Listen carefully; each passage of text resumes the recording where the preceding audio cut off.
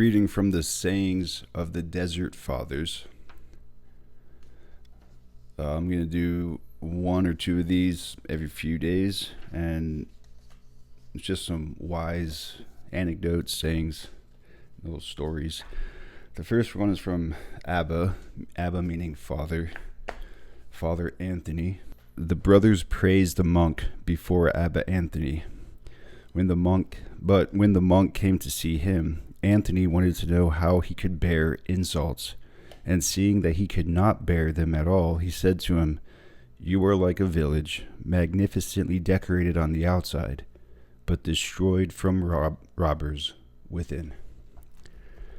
All right, so it's contrary to the feel-good praise and nice words often we hear today. The true test of a person's character is to withstand insult. Okay, so here's Abba Anthony testing this monk and seeing that he had failed, which is the opposite when Abba Moses later on, or I don't know, at a different time, these are unrelated, but at a different time, Saint Moses the Black was tested in the same way, and he passed the test. And so another day, this is completely unrelated though to Father Anthony, Saint Moses.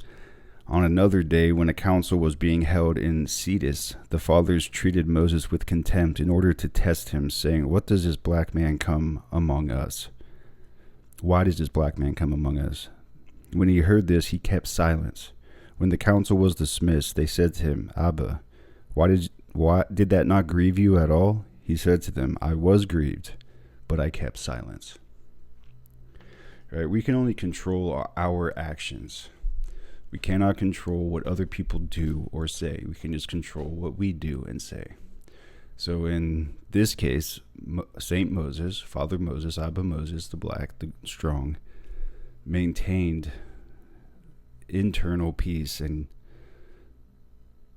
communion with God in the face of external contempt. Okay, so while the other monk, in the case of St. Anthony's, did not.